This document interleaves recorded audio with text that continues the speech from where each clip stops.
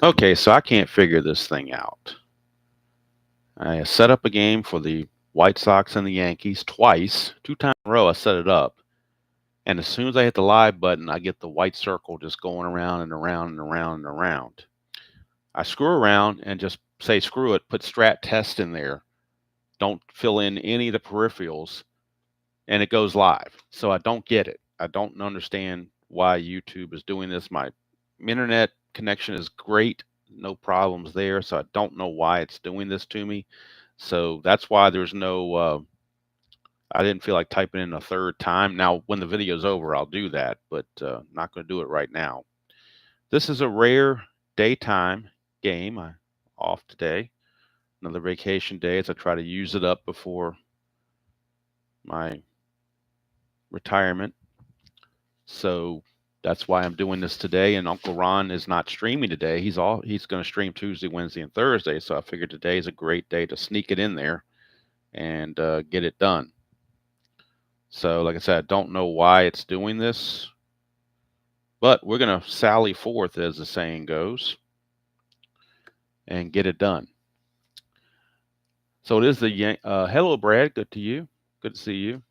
Yeah, I'm looking forward to it. Now, when I say retirement, I'm talking about full time, working 38 to 40 hours a week.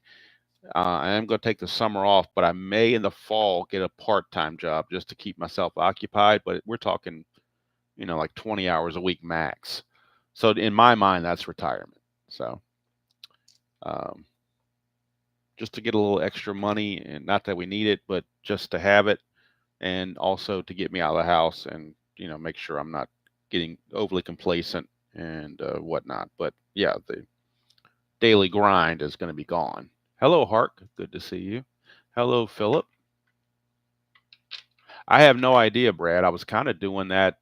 I was doing like a part-time job as a full-time job when I was working for the Ford dealership delivering parts. Um, so I may do something similar that's close by where I'm not driving 20 miles out. There are a lot of different parts places down the street from me that I can almost walk to if I want to do that, or I may do something. There's a couple gas stations. Maybe I want to do that. There's a food line or whatever down. I mean, just something. Nothing. I don't want to answer telephones. If I could get it from work from home, that would be great. But probably got to answer telephones if you want to do that. And I really don't want to do that because I spent 26 years doing that previously, and I really don't want to do that again. Um, so something where I can just be on my own and do my own thing and put in a few hours, and that's about it. All right, so enough of that. We're moving on to the next game on the May the 6th docket, next to last game to be played this date. Yankees and White Sox. We look at the game from previously on May the 5th. Joe Niekro pitched a complete game victory, and the Yankees won it 6-2.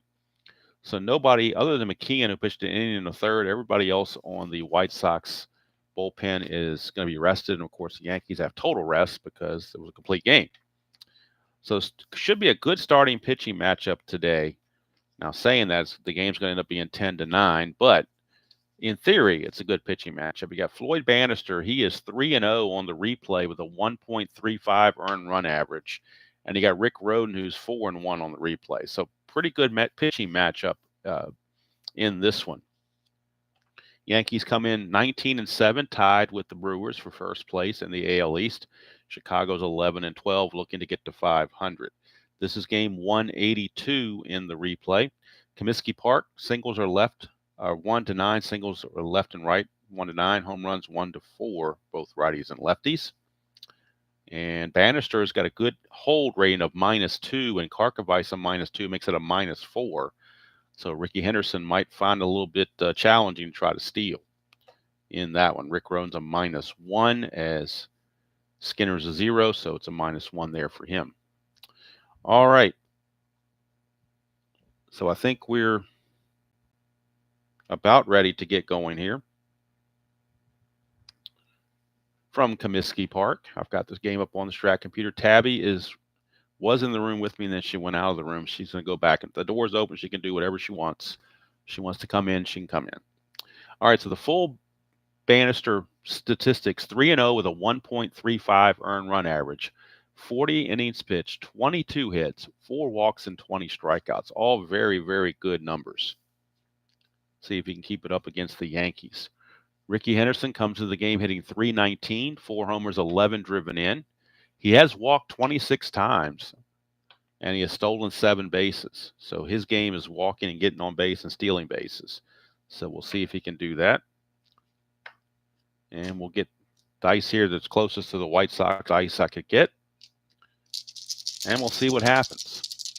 So thank you all for spending, if you're working, hopefully you're on your lunch break or whatever, or if not, just listening in while you're working, whatever the case may be. I know it's what I do when I'm working. If Uncle Ron's on there or somebody like that, I'll chime in whether I'm on my lunch break or not. If I'm on lunch break, then I can, comment and chat.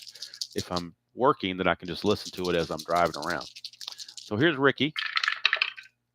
2-5, and that's going to be a single to right field for Ricky Henderson. And he's going to be looking to run despite that -4. He says, I don't care. It'd be a -6, be a 1-13 if he gets the lead. That's still pretty good odds. And like I said, he has stolen 7 bases so far. So he needs a 6 or a 7. He does not get the lead, so he cannot go. He's not going to go on that secondary lead. That would be way, way too bad to do that. So Ricky with the single. Can't get the lead, but he's there. And here's Donnie Baseball, Don Mattingly. He has been hot as of late. He's up to .295, 3 homers and 16 driven in. .212, and that is a pop-up to second base. Manrique will field it, 1 away. 1 down for Mr. Winfield, George Steinbrenner's favorite Yankee. Between Reggie Jackson and Winfield, those are probably the 2 favorites he had. And Winfield is hitting .250, right on the number, .250 and 104 at bats, 5 homers, 17 driven in. Nothing on the havoc. Bannister to Winfield. 3-3, and it's a ground ball third base A. It's going to be around the horn, 5-4-3, double play turned by the Sox. And the Yankees come away with nothing as Winfield, who I believe had the nickname Mr. May because he had failed in October.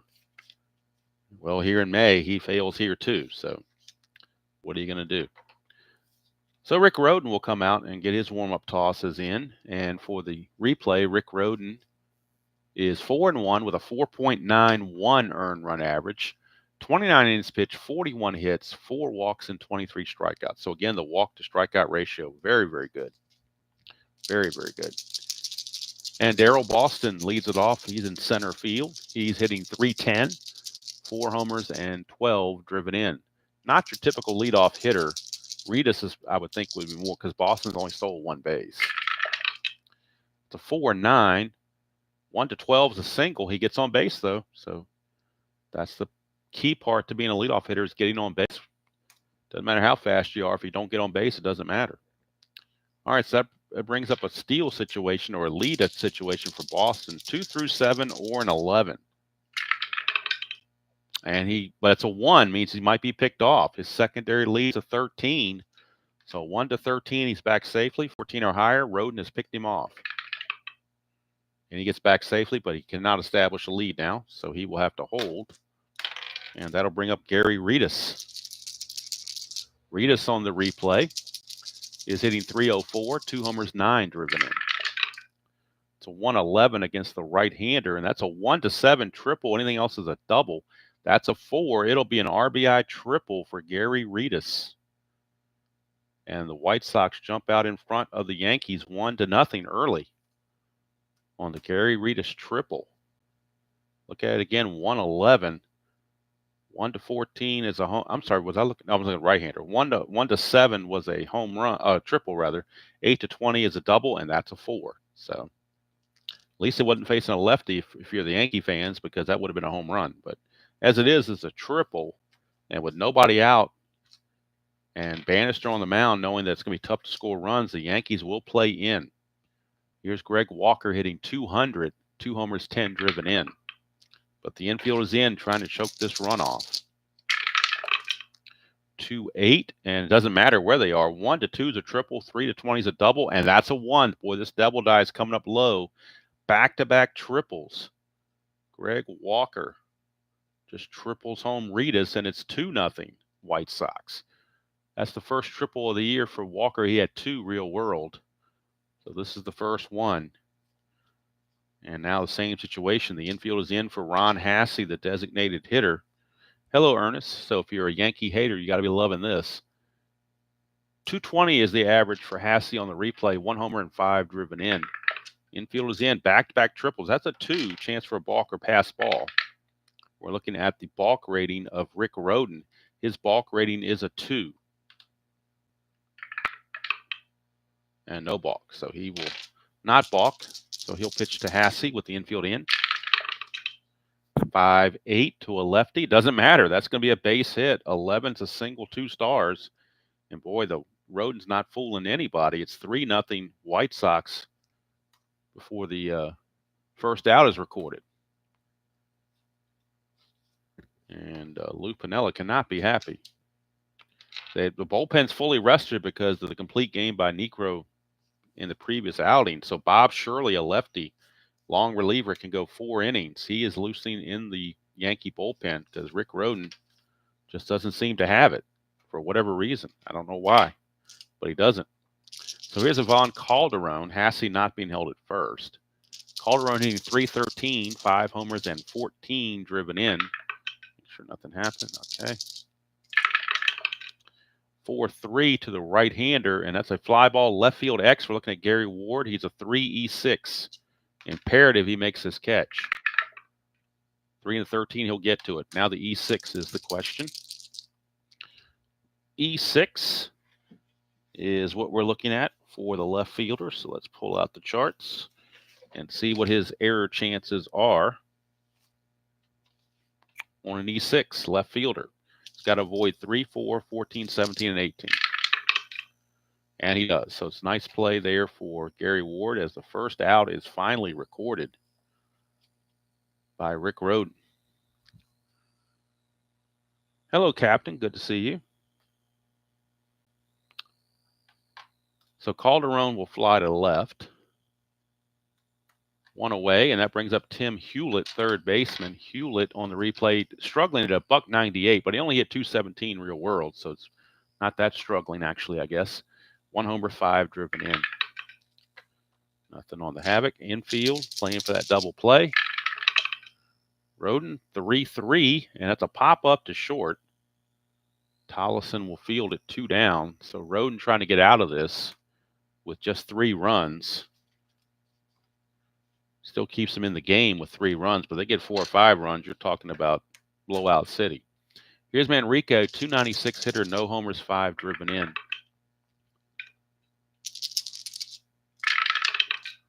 1-8 and struck him out. So Rhoden comes back after that trouble. They do give up 3 runs, but it could have been worse, actually. Looked like it might have been a 5 or 6 run inning, but 3 runs you can come back from. So at the end of 1, it's 3-0 Sox. But Bannister, who leads the league in earned run average with a 1.35, is now down to 1.32 after a scoreless first.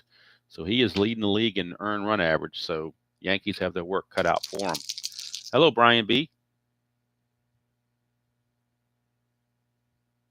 Did I put 77 on there?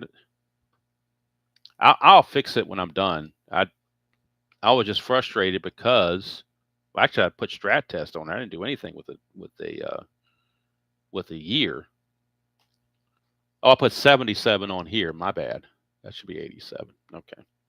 But anyway, for those that are coming in later, hello, Ron. For those that are coming in later, when I was trying to get the stream started right at noon, had everything all set up, hit the live button, and I got the wagon wheel. Like it couldn't connect for some reason. My internet connection was good. So I shut it down, typed everything all in again, hit the live button, and it did the same thing to me. So I got really frustrated. I said, screw it. I'm just going to write Strat test up here and not put any information in it. And I hit the live button and it came on. So I don't understand it, but we'll just accept it for now. I don't know. But my internet signal is strong. So it's not that. It's something going on within YouTube. I don't know what it was. But anyway, here's Gary Ward. .230 hitter, homer and 10 driven in. 5'8", right-handed is a fly to right field, and that's one away. But anyway, now you guys have something to watch around noontime. Uncle Ron will take care of you on Tuesday, Wednesday, and Thursday. And then Friday, I don't know what's going to happen on Friday. I'll be working, so I won't be able to do it. Here's Ron Kittle. Kittle hitting .333, 5 homers, 14 driven in, .210. And that's a ballpark blast, but it's only 1-4. And this time the double die comes up with a large number. So it's just a deep fly to left for Kittle, former White Sox, coming back to Comiskey, but just got under it a bit. 2 down, and here's Len Sakata. He's in there because of the left-hander on the mound. They are giving Pagliarulo the day off. And Lenny Sakata will take on. He's hitting .225 at bats. No homers, 4 driven in. 4-9, and that's a 1 for a double, but anything else he flies to center. But there, the double tie comes up with a 1 again. I don't know how many times he can come up with a 1, but it does. Must be a weighted die. Maybe it's loaded. But that's another time we've gotten a 1. In less than 1.5 innings, this thing has come up as a 1 or a 2 3 times now already. Because I got back-to-back triples because of up here. So I don't know what's going on with these D20s, but maybe I'll go back to the old Strat-O-Matic ones where you had the little cards 1 through 20 and just randomly pick one out. Maybe that's the better way to do it than this dastardly double die. Doesn't matter what color die, doesn't matter which D20 I use, they're all evil. All right, here's Willie Randolph hitting .324, no homers, 13 driven in. A clutch situation. He gains a hit on 1-3 in the clutch against left-handers. But he gets 2-4, which is a ground ball to short, and that's going to take care of business. So the double by Sakata goes for naught. Yankees come away empty-handed. Go to the bottom of the second. Still 3-0 Sox here from the south side of Chicago, which is supposed to be the baddest part of town, according to Leroy Brown. So here is Ozzie Guillen. Hello, Mr. Robert. Good to see you. Hello, Bob. You are very welcome. Happy to do it on a day off. I'm getting ready to go cut grass later on when I'm done, but figure I'll do this first. All right, here is Ozzie Guillen. Guillen hit .256, a homer and 7 driven in the replay. 6'4", left-handed. That's a ballpark blast. It's only 1-4. That's an 18, so he flies it to right. He had weak power anyway, so he wouldn't hit the home run to begin with on that roll, but D20 made sure of that. So 1 away for Ron Karkovice, Mr. No-Hit. He's hitting .069 in 29 at-bats, but he only hit .071 real world in 85 at-bats, so he's pretty much right on pace, is Mr. Karkovice. He's in there for his defense, obviously. 6'8", he gets a break off of Rhoden's card and takes advantage with a single. A single for Karkovice. He, of course, will not be held. Actually, you know what? He must have stole a base or something because he's got a 6 with a thing there and a 20, so they're going to have to hold him on. If they don't, he gets the jump automatically, and he would steal automatically, so they're going to have to hold him on. They have no choice. They don't really want to, but they're going to have to, given those numbers. Here's Daryl Boston. 4-9, and that's a 1-12 single. That's a 4, so it's a base hit. Let's go put runners at first and second. Rhoden in trouble again. And here comes Gary Redus.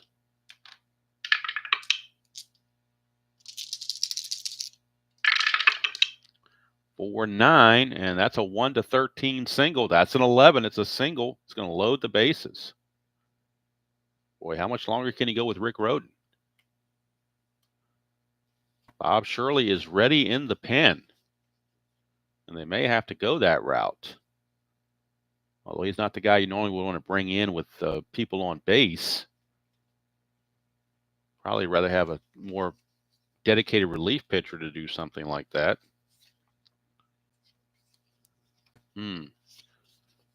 Boy, hate to take Rhoden out in the second inning, but he's given up 7 hits and 3 runs already. The bases are loaded with only 1 out, and Greg Walker, a lefty, and Hassey, a lefty, are coming up. So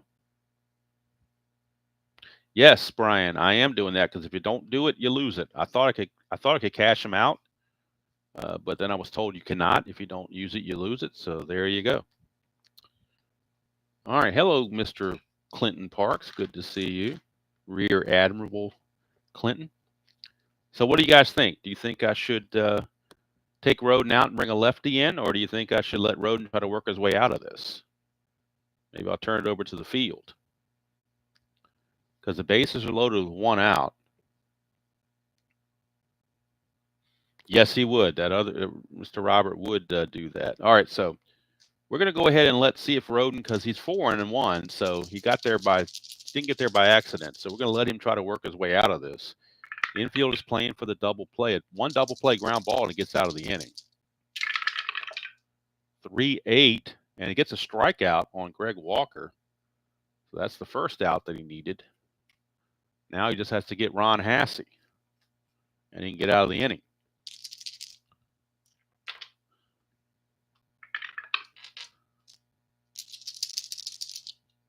Rhoden to Hassey, 3-8, and that's a fly to right. He does get out of the inning. So Lou Piniella sticks with him, and Rhoden rewards the confidence. The Sox leave him loaded. That could come back to bite him later. And at the end of 2, we still got a 3-0 ball game, but Sox missed a golden opportunity, leaving the bases loaded. Go to the top of the 3rd. And we're going to have Joel Skinner lead things off, followed by Tollison and Henderson. Skinner on the replay hitting a $176, which is better than what he did in real world. Real world, he only hit a $137, so he's above that so far. 1 homer, 7 driven in. It's a 4-8, and that's a strikeout for Bannister. That's the first strikeout for Bannister. And that'll send up Tollison, switch hitter, hitting a $156. He hit 221 real world. 2 homers, 10 driven in. 6-11 against a right-hander. Ground ball first base X. We're looking at Greg Walker. He's a 3-E-10. 3-3 is probably going to get through for a hit. 3-3. 3-3 is going to be a base hit. Absolutely. It's a single. Now we'll check for an error. His error rating is an E10. As a first baseman, he needs to avoid 11, 15, 3, and 18. Which he does. But it's going to be a base hit for Wayne Tollison. 1 out single. He will not be held. And Ricky Henderson, your batter. Henderson singled. It was erased on a double play his first time. 5-7, and that's a ground ball shortstop X. That's Guillen. He's a 2E21. Could they double up Ricky? 2 and a 10 is probably going to be a fielder's choice. 2 and a 10. Actually, no, it's a G1. 2 and a 10 is a G1, so it's possible double play. He's an E21. He's got to avoid 6, 15, and 17. If he does that, Ricky gets doubled up. And he does. How about that? 6 would have been an error, but that's a 7. So 6-4-3 double play. Ricky's not too happy about it, but that's just how it goes. Second double play in 3 innings has helped Bannister get out of trouble. We go to the bottom of the 3rd. Still 3-0 Sox. And Rhoden's got to feel a little snake bit. He's not getting any run support that he was expecting. Rhoden now will face Calderon, Hewlett, and Manrique to start the 4th.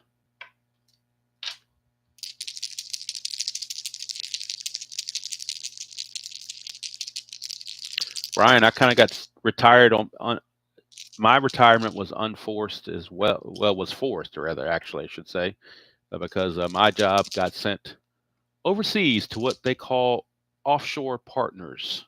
So my corporate job after 26 years, I had to retire from that. Then did this other little gig for 3.5 years. And now I figure it's time to hang it up and maybe do something part-time later on.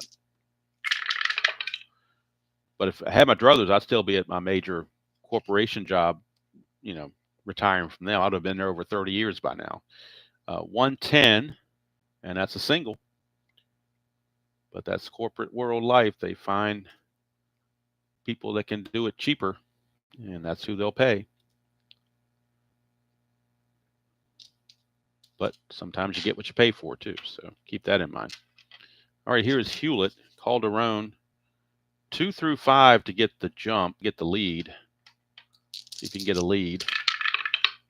He cannot, so he will hold. Here's Tim Hewlett. 212 for Hewlett is a 1-14 home run, and that is gone. Tim Hewlett, a 2-run home run. And just when you thought Rick Rhoden had figured it out, here comes Tim Hewlett with a 2-run home run, his second of the season. RBI 6 and 7. 212 right here. 1-14 is a home run, and the double die came up low again.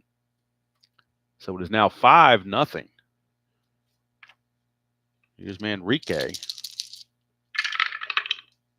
3-2, and that's a foul out to Skinner, 1 away. They're going to see if Rhoden can at least finish the inning, and then maybe turn it over to Shirley after that to eat some innings. Good thing Joe Niekro pitched a complete game in the previous game. There is an off day for these teams tomorrow, though, so you can use your bullpen and rest them up. 2-6 pop up to short. The only game on May the 7th is the Orioles and the Twins. Everybody else gets a game off. So bullpens can get rested. Here's Karkovice, 2 up, 2 in, 2 out. Karkovice singled his first time up, 4-10. Fly ball center field X, that's Ricky. He's a 2E10. Look at that, 2 and a 3. It's probably going to drop. 2 and a 3 is actually going to be a single. So look at that, Ron Karkovice, his second hit of the game. Both of them off the pitcher card. This one off a fielder card. So a 2 and a 3 is going to be a single. Ricky's an E10, so he's got to avoid 16, 3, 4, 14. And he does, but it's going to be a base hit for Karkovice, who's 2 for 2. Amazingly enough. For the Sox, that's their 10th hit of the game. 5 runs and 10 hits in 2 2/3 innings against Rick Rhoden. Here's Boston, 3-5, and that's ground ball to second to finally end the inning. 2 more runs come in, and that's going to be it for Rick Rhoden. They're going to cap him at 3 innings and 5 runs, 10 hits and 5 runs, all earned. He just didn't have it today. And they will turn to Bob Shirley to eat some innings.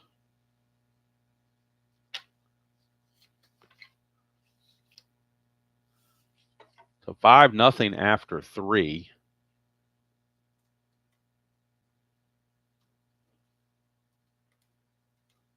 Bannister has been given a comfortable lead to work with.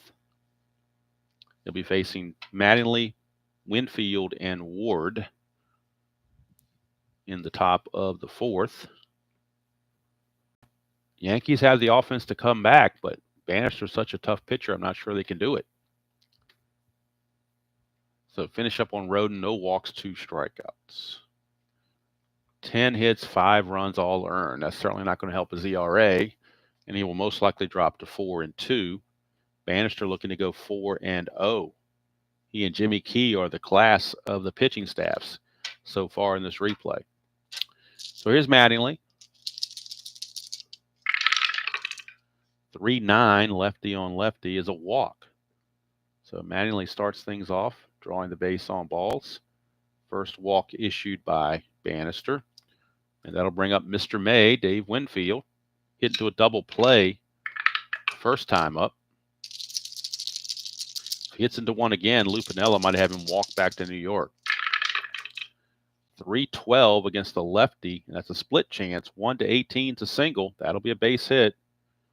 1 star, not 2 stars. So Winfield will stop at second base.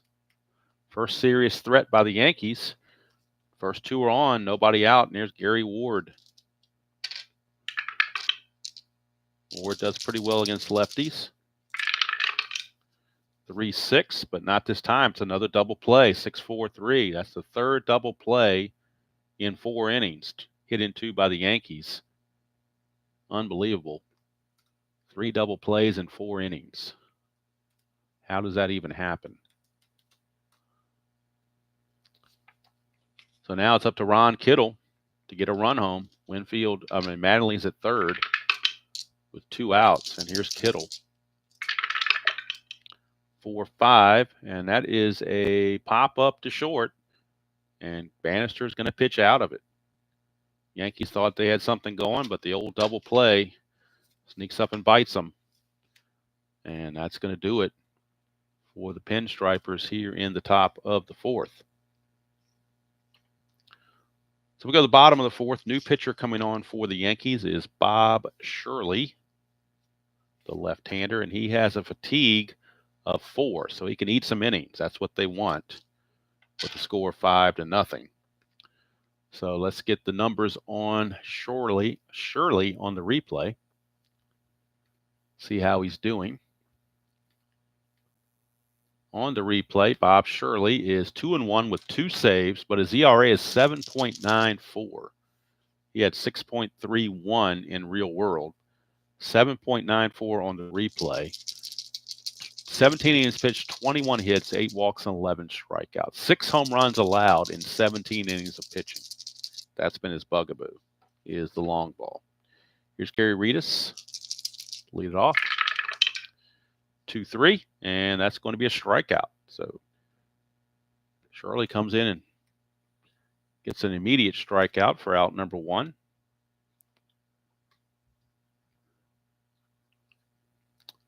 That'll bring up Greg Walker. Now we've got a couple of lefty-on-lefty matchups.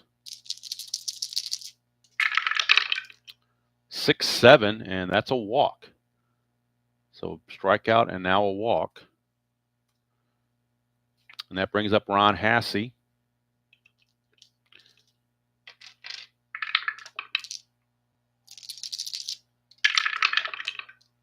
1-5, and that's a line out to second base. Willie Randolph snags it, 2 down.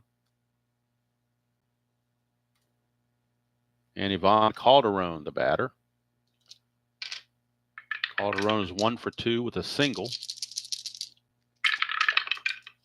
6-11, and that's a ballpark single check, 1-9. That's an 8. You knew the double dive was going to show up as a base hit. It's going to be a low number. So that's going to put runners at first and second with 2 outs. And it brings up Hewlett, who homered his last time up. This is a clutch situation against the left-hander.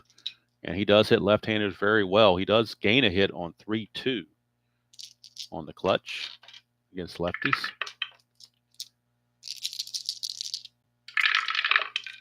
That's a 4-11, and that's a ground ball pitcher X. So we're going right back. Shirley's an E0, though, so he cannot make an error. He's a 3 on his range. So as long as he gets to it, he will end the inning. 3-13 he does. So it's just a 1-3 put out, and that's going to end the inning. So Shirley pitches out of trouble. And we go to the 5th. Score holding at 5-0. But even when the White Sox don't score, they put pressure on the Yankee pitchers. They've had base runners every inning. In fact, both teams have had base runners every inning, but the Yankees have hit the 3 double plays. All right, here's Sakata. He will lead off. He doubled his first time up.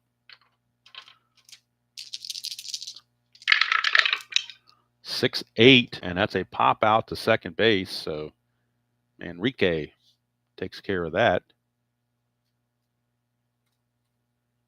1 away very quickly for Willie Randolph. 4-9, and that's a 1 for a double, but anything else he flies to center. That is the old fly ball to center, and Boston puts it away. 2 down. Bannister's ERA now has dropped to 1.21 in 45 innings of pitching. Here's Joel Skinner. 4-10, and that's a ballpark single check. 1-9, that's a base hit for Skinner. 2-out single for Skinner. He's obviously not going to go anywhere. And here's Wayne Tollison.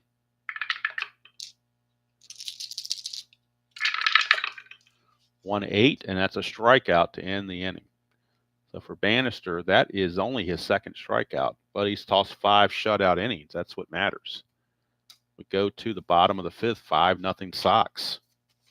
Looking to climb to 12-12 and take the Yankees out of first place. It would move the Brewers into first place by a half a game. If the Yankees lose this game, they'll be 19-8. Brewers would be 19-7. The bottom of the 5th we go. Enrique, Guillen, and Karkovice, bottom of the order, to face Shirley. 6-6, and that's going to be a leadoff walk. Not what he wanted. Got to make him earn it.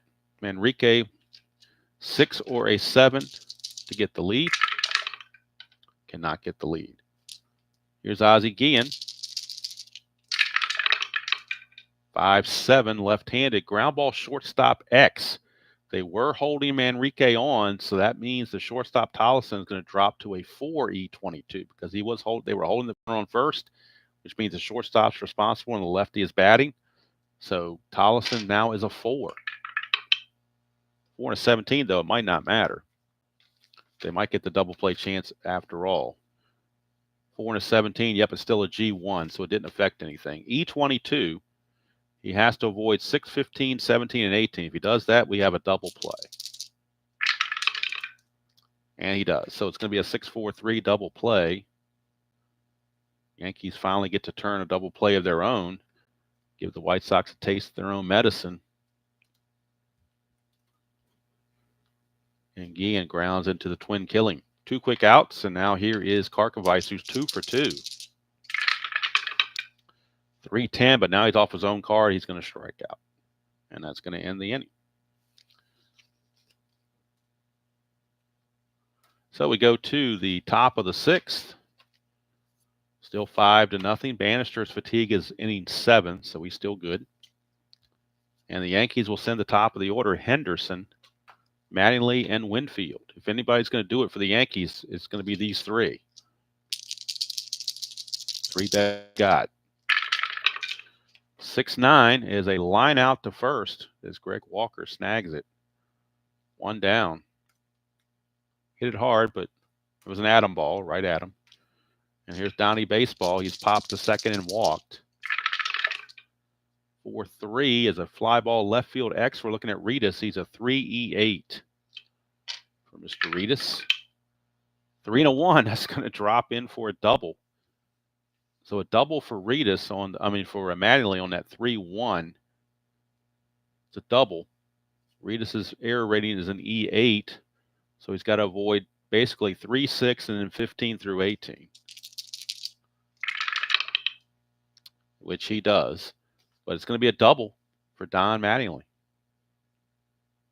as Rhoden was unable to get to it. Here's Winfield.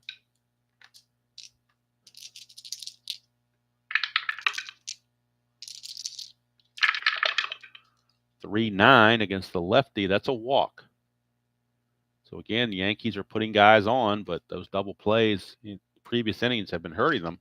See if Gary Ward can come through. 1 out and 2 on. 4-8 struck him out. Dot there, but he's not tired. 3rd strikeout for Bannister. Now with 2 outs, it's a clutch situation for Ron Kittle, former White Sox. Clutch situation. He loses a hit on 2-7 in the clutch, and also on 3-10. So he's a little anti-clutch. 3-3, and he's going to ground it to third. That's going to end the inning. In fact, Hewlett will step on the bag, make it 5 unassisted. In the inning, called a fielder's choice. And that's going to do it.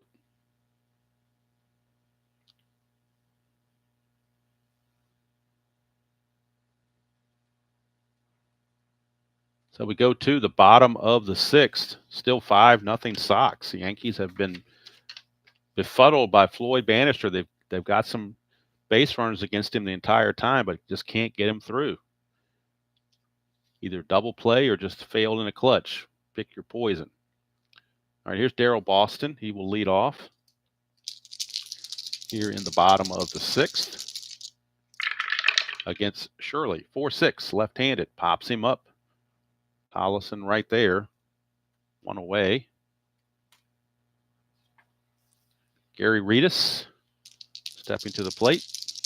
Triple and a single and a strikeout. 110, and that's a single for Gary Reedus. He's 3 for 4. And to get the lead, 2 through 6. Although Shirley is a -4 hold, so keep that in mind. Unlike the -1, that was always a -4. So Reedus, to get the lead, needs a 2 through 6. And he gets the lead, so he's going to go. 19 being held as a 17, -4 is a 13. 1 to 13, he's going to go. And he's got caught stealing. So they got greedy up 5-0. And Skinner says, "Where are you going, buddy? Why are you trying to run the score up?" So Reedus caught stealing. 2 to 4 as Randolph puts on the tag. 2 down, bases clear now for Greg Walker. 4-7, and that is a ground ball, second base X. We're looking at Randolph. He is a 2. 2 and 18 will get to it. E17. E17 and a 10. 10s are usually pretty good for fielders not to make errors on. E17, nope, there's an 11, but no 10. So he's good to go. And that's going to end the inning. So 6 innings are in the books. Still 5-0. Favor the Sox. Shirley has tossed 3 shutout innings in relief. He's doing exactly what they want him to do, eat innings and keep his team in the game. This is the fatigue inning for Bannister. And we're also in the 7th inning where pinch hitting is, I start allowing some pinch hitting. So could see some of that possibly. Here's Len Sakata. 1-5. That's a 1 to 11 home run, but that's a 15. So when the Yankees need a low D20, it did not come up. It's just a fly to left. It's the kind of day it's been for the Yankees. Get a 55% chance at a home run, and you don't get it. So here's Willie Randolph.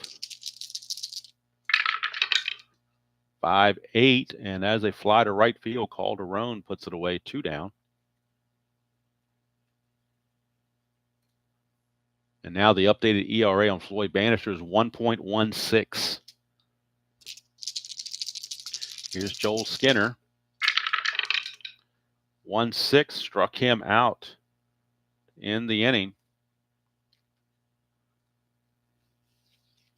So 7 shutout frames for Floyd Bannister. He keeps full endurance into the 8th inning as he seems to be large and in charge. But we're at the bottom of the 7th inning. And that means we are at the 7th inning stretch. I may take a quick stretch break with everybody else and get ready for Take Me Out to the Ball Game.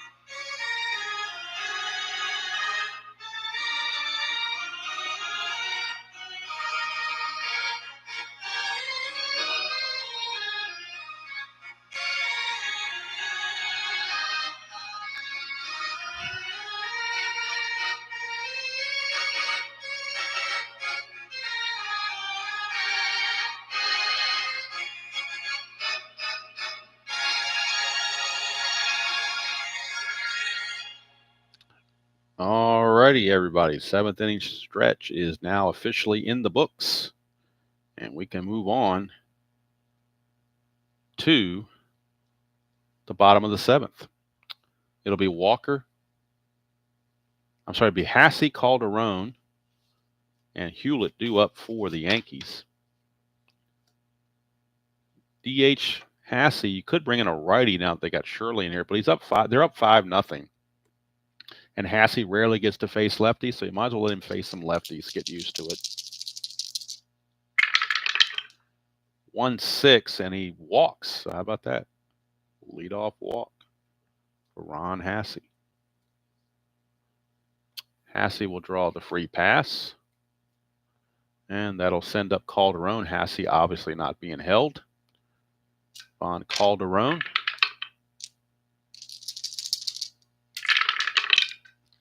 Three, 4 against the lefty is a ground ball, third base, A. So Yankees turn another double play. 5-4-3. Helping Shirley's cause out.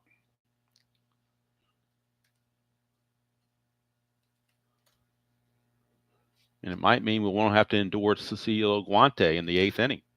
Might let Shirley finish it. So here's Hewlett. 1-9, and that's a pop out to first base. Mattingly is there, and that's going to do it. 4 shutout innings for Bob Shirley. He certainly helped his ERA. And they're going to let him pitch the 8th as well. He's got full endurance, so might as well. Speaking of full endurance, here is Floyd Bannister. Wayne Tollison is the scheduled hitter, but we might see a pinch hitter. Even if it's left-handed, because Tollison's such a bad hitter. Let's see, do they have any? They got Henry Cotto, but he's not a very good hitter. Rick Cerrone's a little bit better hitter. Who would play shortstop, though? That's the thing. Do they have anybody that they can move Sakata to short, I guess? Would be my... Yep, they can move... No, Sakata's not rated for shortstop. I thought he played short, but he didn't. Actually, Yankees, according to what I'm looking at on my roster here, they have nobody that can play shortstop other than Wayne Tollison. Nobody that's rated. No other player is rated, so we're going to have to stick with Tollison. We don't have any choice. Did not realize that. They don't have anybody on the current active roster that is graded to play shortstop other than Tollison. I guess you could put, somebody else in Sakata to short, make him a 4E88 or something, but I really don't want to do that. Tollison is 1 for 2, and he's a right-handed hitter against the lefty, so I guess we'll give him a shot. 4-6, and might pay off. 1-7 is a single, and that's a 2. So Tollison 2 for 4. Actually, 2 for 3 in the game is Tollison. So he's aboard. Will not be held, obviously. And back to the top of the order for Ricky.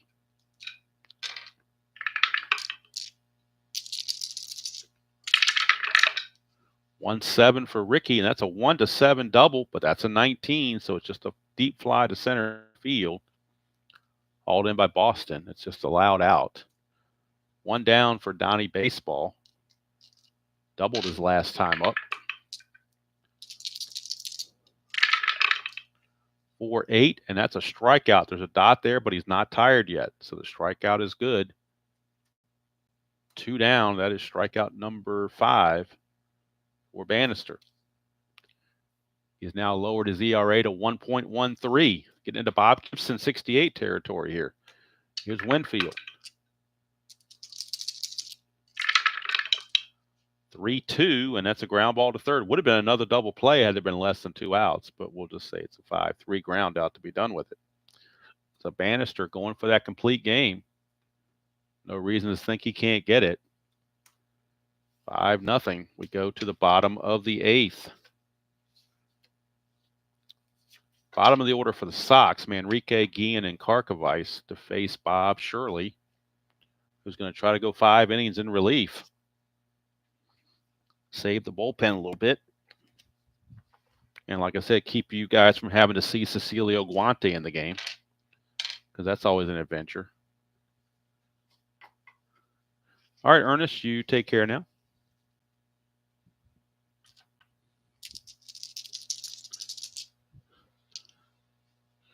All right. Manrique. 2-10, and that's a ground ball to short. So Tollison takes care of it, 1 away. So it's in a losing cause apparently, but Bob Shirley is definitely worth getting a kudos for this outing. Here's Guillen, 1-8, and that's a ground ball to second. Randolph is there. 2 down. I mean, he's coming in and pitched a 2-hit shutout for the last 4 2/3 innings. So nothing wrong with that. Here's Karkovice. 5-12, and that's a ground ball back to Shirley to end the inning. So how about that? Bob Shirley is going to go 5 innings, give up nothing. I'm sorry, prematurely put the 0 there. It should be a 2 here, not a 0. The 0 goes for the runs. Got a little bit overzealous there. 2 for the hits, no runs. Check his walks and strikeouts. He struck out 1, 2. So he struck out 2, and he walked 1, 2, 3. Walked 3. But certainly giving up just 2 hits in 5 innings and no runs. Much better than what Rick Rhoden did, that's for sure. But Shirley was never used as a starter according to his card. He's only a relief pitcher. So he gets the job done and helps the cause. And now Floyd Bannister will come out and pitch the 9th. He's not tired yet. He's going to be facing Ward, Kittle, and Sakata. Those are the scheduled hitters for the Yankees. Ward, Kittle, and Sakata. In the bullpen for the White Sox, in case he is needed, they do have Bobby Thigpen loosening in the bullpen just in case. So Thigpen is loosening just in case Bannister runs into any kind of trouble. Bobby Thigpen will be at the ready. But right now, they're going to leave it all up to the man of the hour, Floyd Bannister, and his 1.13 earned run average right now. Here's Ward. He's 0 for 3. 3-12, and that's a walk. Leadoff walk to Gary Ward. So despite all his great pitching that he's done, Bannister has only had a 1-2-3 inning once. That was in the 7th. He always had base runners. Every other inning's had base runners. Here's Ron Kittle. Ward not being held at first. Score being what it is. 5-5, and that's an in-home run chance, 1-6, and it's gone. They finally break through against Bannister here in the 9th. Ron Kittle, a 5-5. 5-5 is an in-home run chance, 1-6, and that's a 4.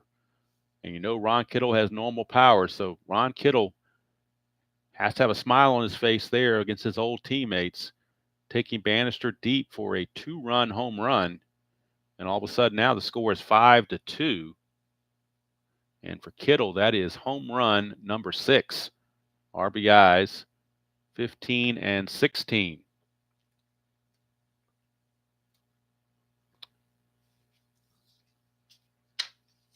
Now the problem is if you bring in a righty like Thigpen, then the Yankees can start unloading their bench with Pagliarulo, Pasqua, and all these other left-handed hitters. So they're going to try to get Bannister through this game. Len Sakata is your batter. 5-5. That's an in-home run chance, 1-6, but that's a 13. It'll be a double for Len Sakata. He may have to come out. He might be fatigued. See if the computer makes him fatigued now. It does. So Bannister is fatigued. So I think they're going to have to make the move. They were hoping to get the complete game, but I think they're going to have to go with Thigpen now because we're in a save situation. We are definitely in a save situation. So Bannister is going to go 8+. I think he just ran out of gas, pretty much is what happened. And Bobby Thigpen will be coming on. He's a -4 hold, makes him -5 when you pair it with Karkovice. So let's get the numbers on Bannister, the final numbers, except for this 1 run that might score. So we can't do the runs yet, but we can do everything else for Bannister. Get most of this information on the score sheet. He's going to go 8+, give up 9 hits. So far, 2 runs that are earned, but he is responsible for Sakata. 3 walks, 5 strikeouts. and the long ball he gave up to Kittle. But now Thigpen is in, and he's going to be facing Randolph, a pinch hitter for Skinner, and I guess they're going to have to let Tollison hit unless they want to. They may pull Tollison and go for a lefty and just worry about defense later. Hello, Stick Tap. Good to see you. Hello, Bulldog. All right, so Thigpen, let's get his numbers. He is 2-1 with 5 saves, a 1.29 earned run average, 14 innings pitched, 8 hits, 1 walk, and 12 strikeouts. So he's definitely been effective. It is now 5-2. White Sox trying to hold on. Cicada's at second base with nobody out. Thigpen now facing Willie Randolph, who is 0 for 3. Would they consider? No, he's a 305 hitter. You're not going to hit for Randolph. 4-4, and that's an in-home run chance straight up off of Thigpen, but he has weak power. So it's a single 2 stars, and that'll be good enough to bring home the run. Close the book on Bannister now. He's going to give up 3 runs in his 8 innings of pitching. But Willie Randolph, an RBI single. And all of a sudden, it's a 5-3 game. He had weak power, so he couldn't hit the home run, but he did get the single. And now they'll pinch hit for Joel Skinner, obviously. That's basically a no-brainer. So let's see which left-handed pinch hitter they want to bring in. They got Claudell Washington, Dan Pasqua, all sorts of different players they could go to. They're going to go to Claudell Washington. Claudell into pinch hit for Skinner. We'll get the numbers on Claudell. Claudell on the replay is hitting .386 in 44 at bats, 1 home run, 11 driven in. So Thigpen got his work cut out for him. Facing Claudell with Randolph at first, nobody out. 1-8. 1-8 for Claudell. 1-7 is a home run. That's a 12. It'd be a double. Double for Claudell. Forgot to write him in as a pinch hitter. Let me do that real quick. Washington pinch hitting here in the 9th.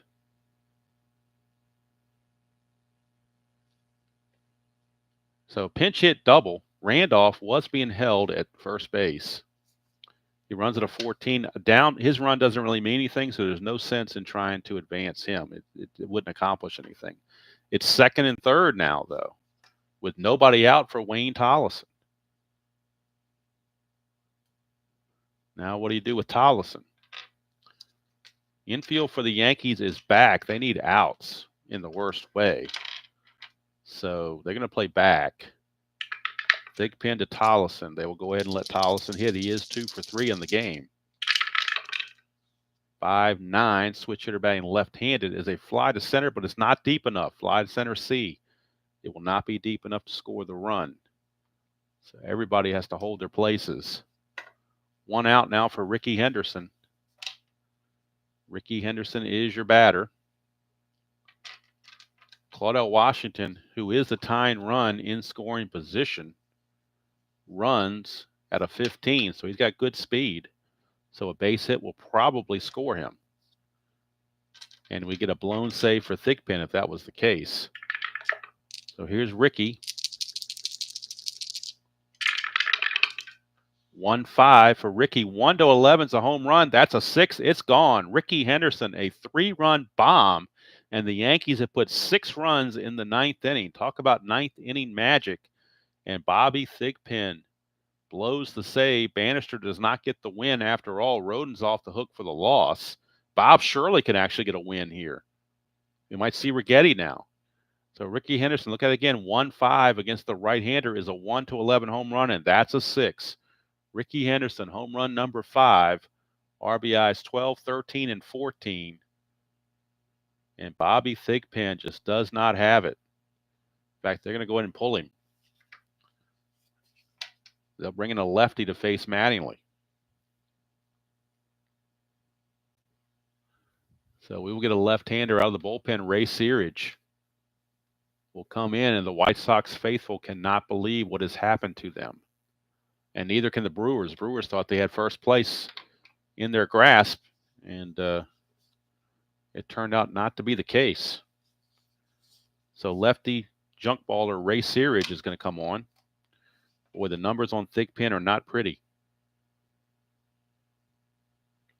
Thigpen pitched a third of an inning, and he gave up 3 hits and 3 runs. And he is on the hook for the loss now.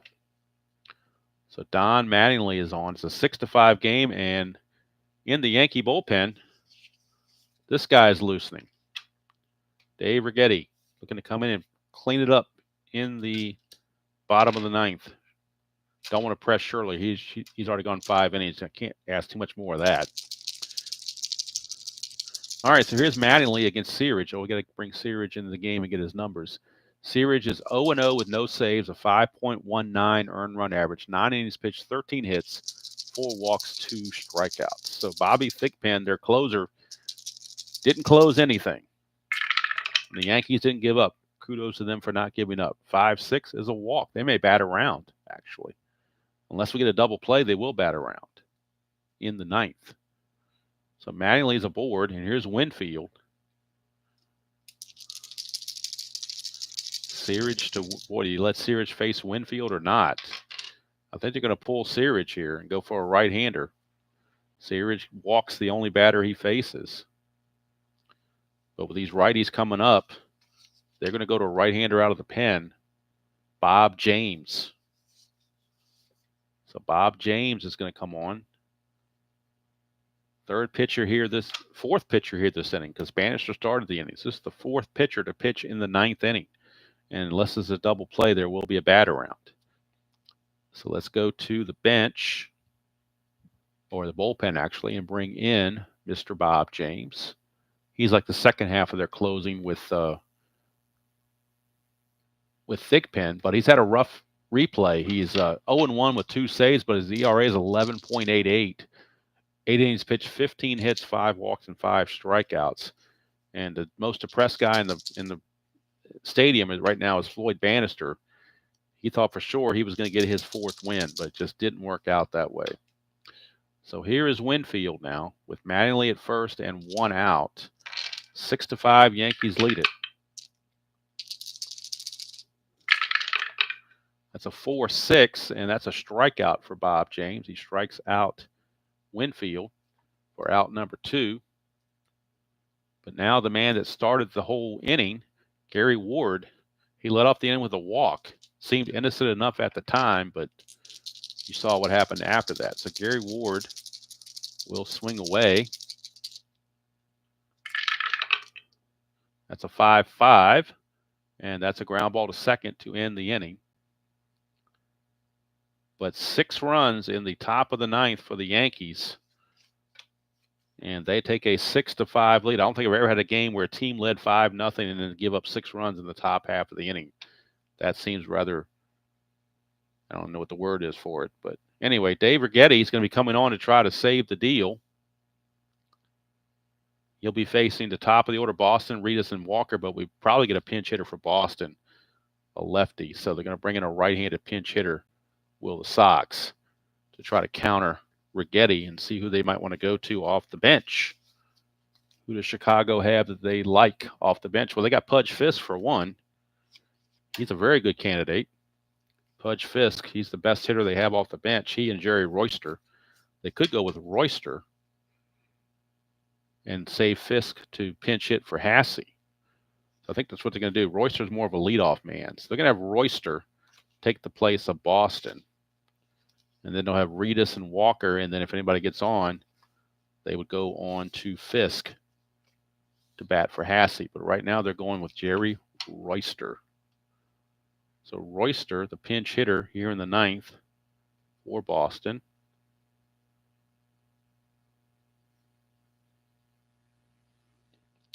And I also need to make a catching change because we pinch hit for Skinner. So that's going to be Rick Cerrone territory.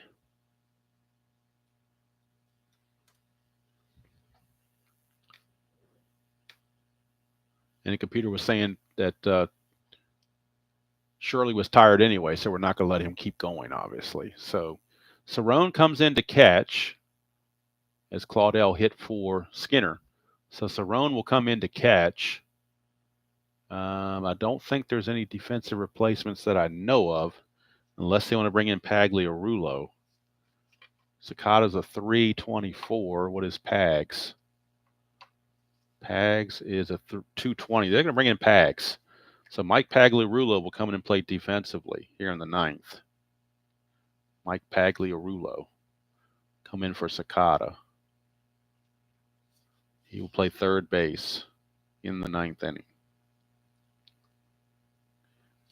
So Sakata was a 3E34, but Pagliarulo is a 2E20. Obviously a better situation there. And so Pagliarulo will take over at third base. That leaves Pasqua and Cotto on the bench for the Yankees still available. But Dave Righetti coming on for the Yankees to try to close the deal. Righetti on the replay is 1-0 with no save. I'm sorry, 1-0 with 7 saves, an ERA of 4.11, 15 innings pitched, 16 hits, 7 walks, and 8 strikeouts. He had a 3.51 ERA real world, 4.11 on the replay.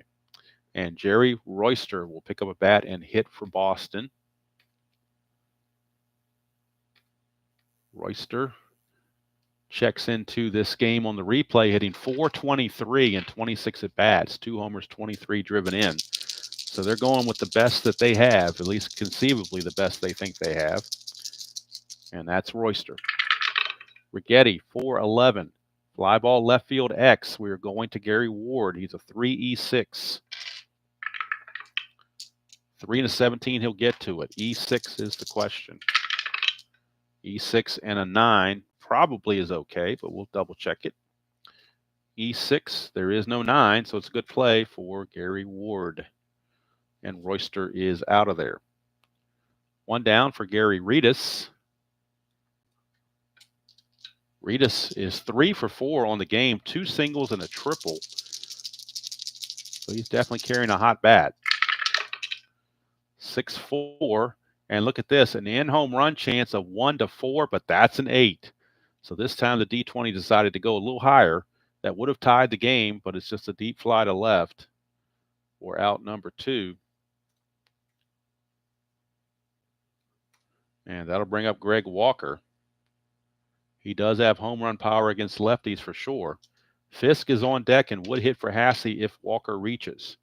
But Walker's got to get on first. Walker has tripled in the first. It's 1 for 3 with a run scored and RBI. That's a 1-3, and it's a home run. Look at that, folks. 1-3, solid home run, as one of our fellow streamers would say, clean as a baby's ass. 1-3 is a home run, and Righetti had just blown the save.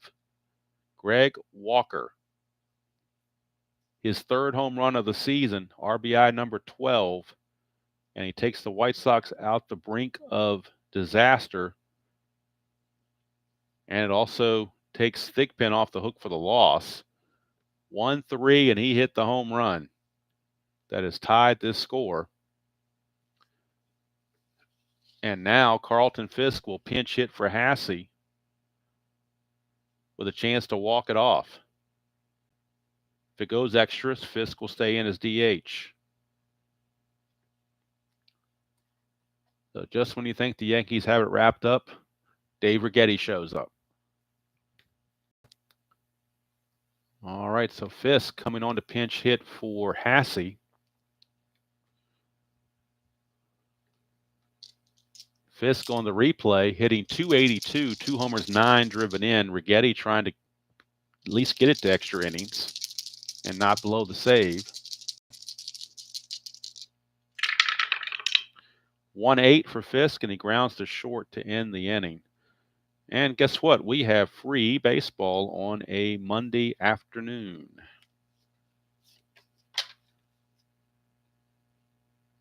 James will continue as the pitcher for the Sox.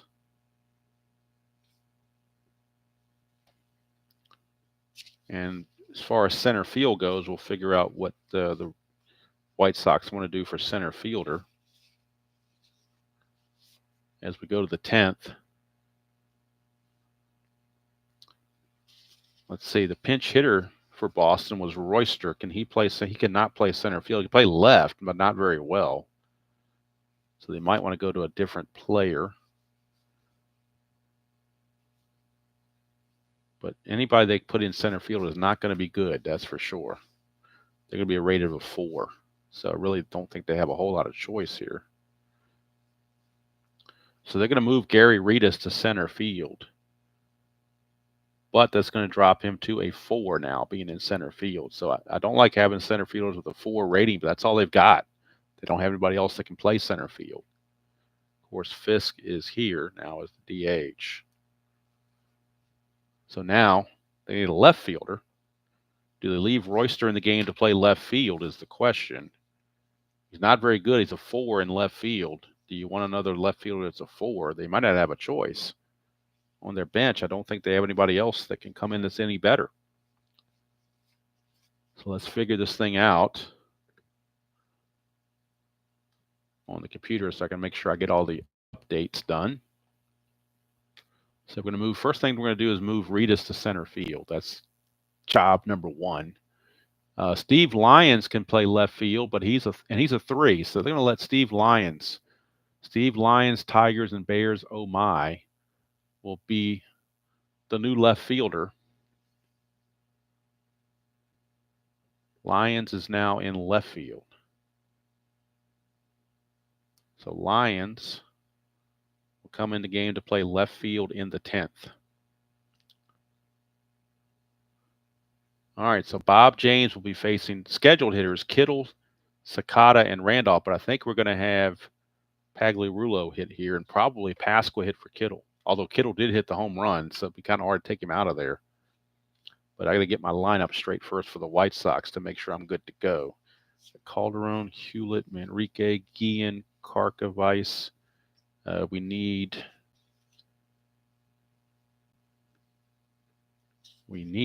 where is he?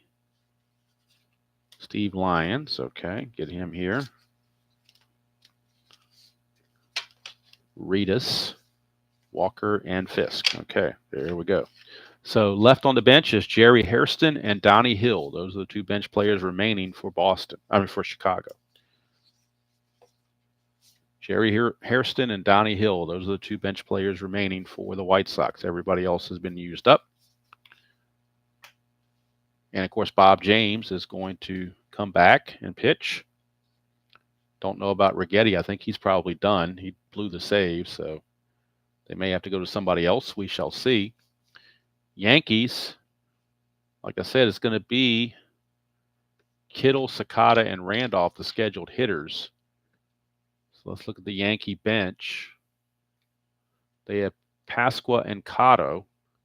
So they do not have Pagliarulo is already in the game. I don't know what I was talking about. He already came and played third base defensively, so it's actually Pags that's batting here. So it's going to be Pagliarulo. It's going to be Kittle, Pagliarulo, and Randolph, but you could bring in Pasqua to hit for Kittle if you so chose. The question is, do you want to do that? Kittle did hit the 2-run homer that got the whole thing started, but he is a 277 hitter, so I think we're going to stick with Ron Kittle. I think you got to stick with his karma, and they'll save Pasqua in case they need him for somebody else. All right, it's a mess here. It's an American League game, but it's playing out like a National League game. So we start at the top of the 10th, tied at 6. And Bob James facing Ron Kittle. 1-4 for Kittle. It's a ground ball to short. 1 away.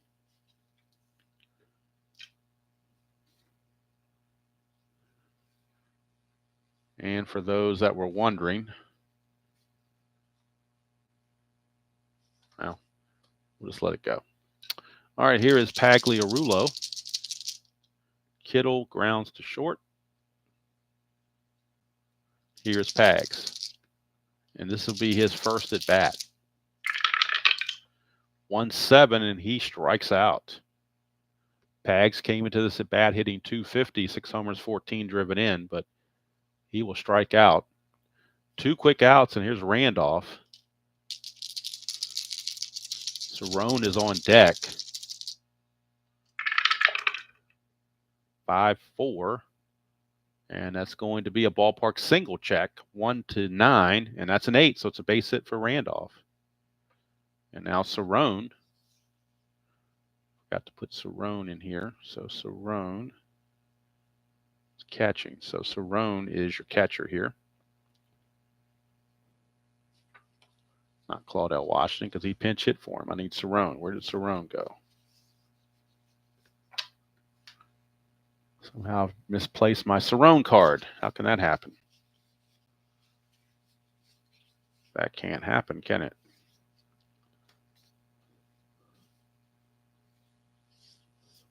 All right, so Cerrone is your scheduled hitter. It'll be his first time at the plate. 2 on and 1 out. Randolph, let's see, first of all, can he get the lead? He needs a 3 to get the lead. James is a +2. So with Karkovice, that'd be a 0. See if he can get the lead. Needs a 3 to get the lead, does Randolph.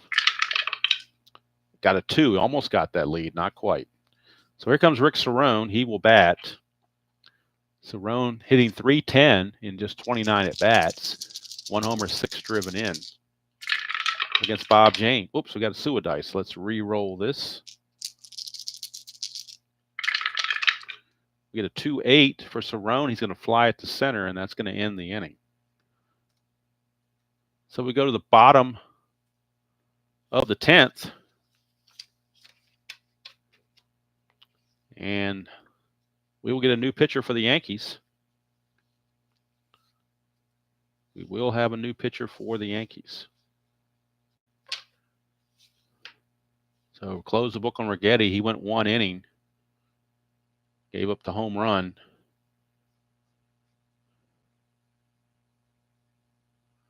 No walks, no strikeouts. And the Yankees will go to the bullpen here in the bottom of the 10th.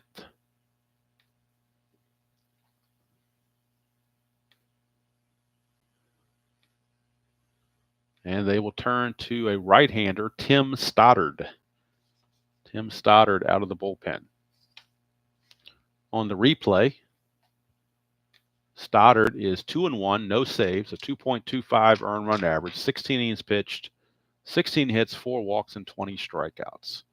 And he's going to start out facing Calderon. It'll be Calderon, Hewlett, and Manrique due up for the Sox. They could bring in Donnie Hill to play second. He's a switch hitter for Manrique. Might want a little bit better offense. 5-9, and that is a strikeout for Stoddard. And that'll bring up Tim Hewlett. Homered back in the third. 2-3. He's going to ground it to short. Tollison there, 2 down. Now, do you stick with Manrique or do you go to Donnie Hill? Donnie Hill is actually a worse defender. He's not that better of a hitter. 239. Manrique's 2. They're going to stick with Manrique. 2 out space is empty. They're going to stick with Manrique.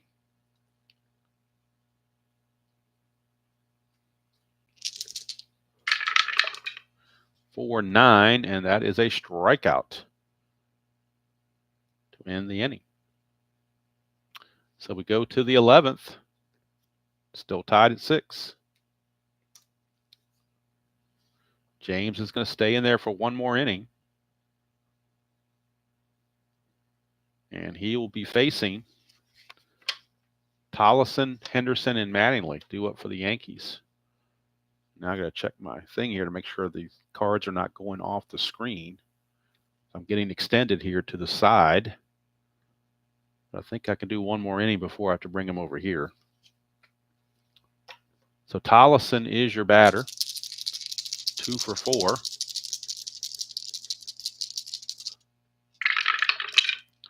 1-6 for Tollison, and he will ground it to second base.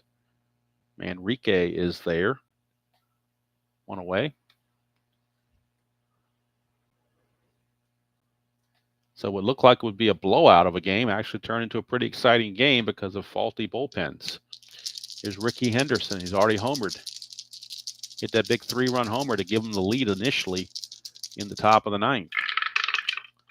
It's a 5-8, and he will strike out this time as Bob James gets the K. Whoops, hit the wrong button. Hit single instead of strikeout. Fix that. Good thing this Strat-O-Matic computer has an undo button. There we go. 2 out space is clear now for Mattingly.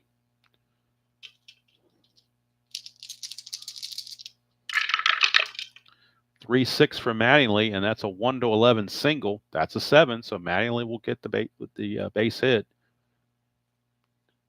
Keeps the inning going. He will not be held or anything like that. And here's Mr. May, Dave Winfield. Chance to finally do something. He hasn't done anything the whole game. Now's his chance to shine. 5-4. Ballpark single check. 1-9. That's a 16. He fails again. Flies to left to end the inning. Go to the bottom of the 11th.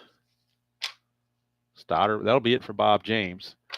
Stoddard will be coming on to try to force this thing to the 12th.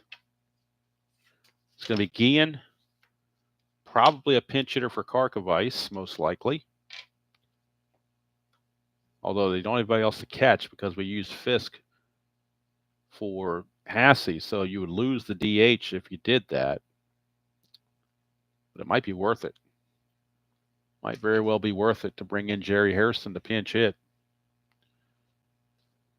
for Karkovice. Make Fisk the catcher and just have the pitcher spot be in the 9th position. I think that's the best way to go. I believe that is the best option. But first things first, it's Ozzie Guillen to start the 11th against Mr. Stoddard. That's a 6-5, and that is a ground ball to second, 1 away. And now Karkovice will be pulled, and Jerry Hairston will pinch hit in the 11th, and Fisk will go from DH to catcher. So he will now be the catcher, and this will now be the pitcher spot. No DH any further for the White Sox. But Jerry Hairston will step up, see what he can do. Get the numbers on Hairston on the replay.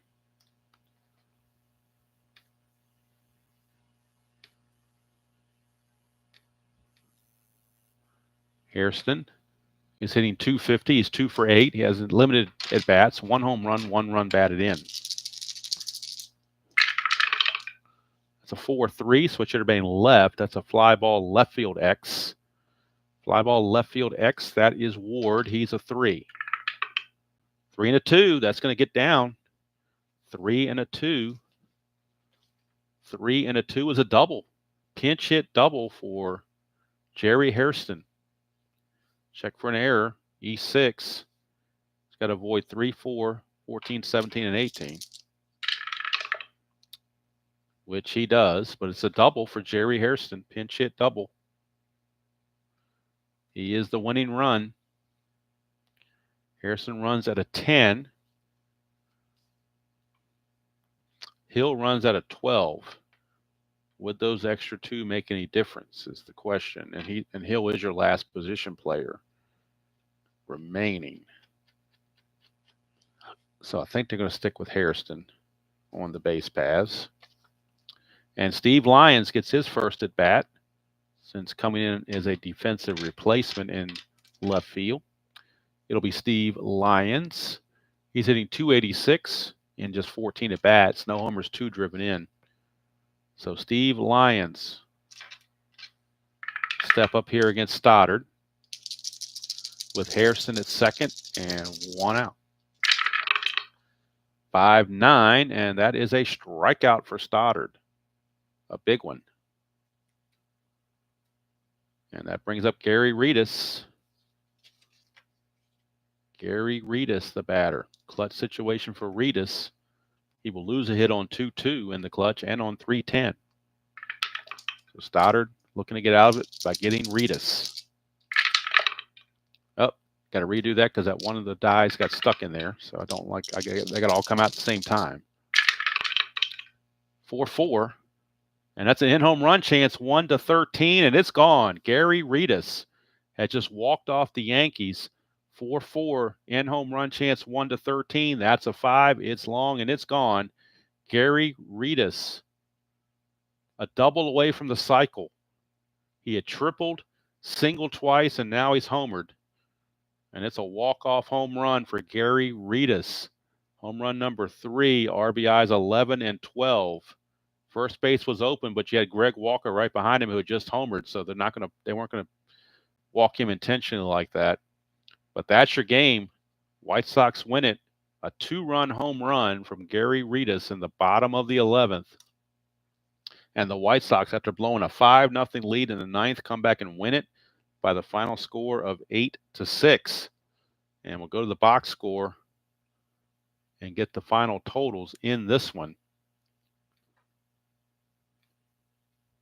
White Sox blew it, but then came back to win it. 8 runs, 15 hits, and no errors for the Sox. 6 runs, 14 hits, no errors for the Yankees. White Sox left on 7, Yankees left on 9. Winning pitcher Bob James, he's now 1-1 with the win. And he goes 2 2/3 innings. Gives up 2 hits and no runs. No walks and 3 strikeouts. Stoddard, they didn't even write him here on the sheet like I was supposed to. Stoddard takes the loss. He is now 2-2. So Stoddard ends up going an inning and 2/3.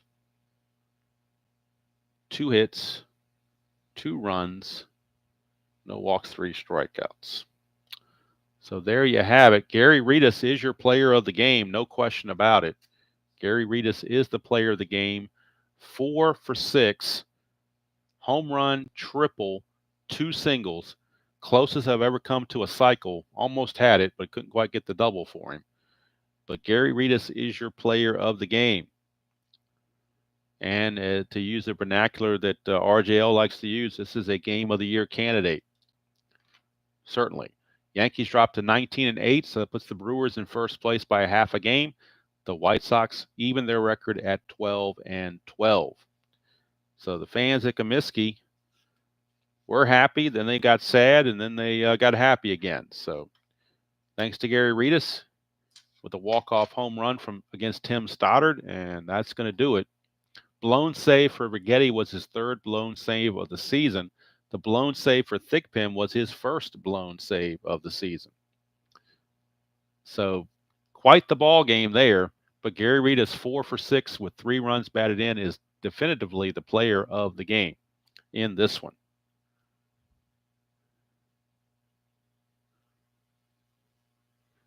Captain, I think I could do it in this computer. I'd have to double check it, but we'll never know now. But that certainly, would have been interesting.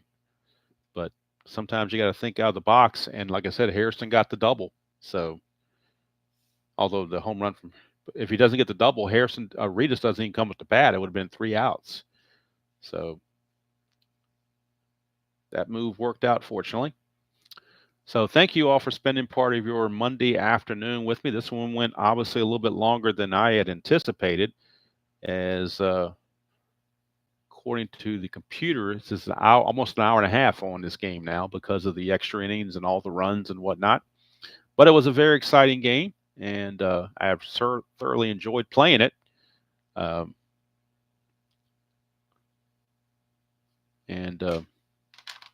Appreciate all you guys for spending part of your day with me. Now I get the wonderful task of going out and cutting the grass. Need to get that done because the rain's coming, so this is my day to do it. I don't want to do it after work. So I'd rather do it now while I'm off, where I'm not rushing home from work to do it. So I'd rather do it now. The weather is fine. It's around 78 degrees and sunny with a light breeze, so no humidity. So now's the time to do it. Might grab a bite to eat for lunch and then go out there and do it. But I am happy I was able to get this game in. Now the next game on the Strat-O-Matic replay will be the final game on this date. Final game from May the 6th. And it'll be two knuckleballers going at it, two veterans going at it.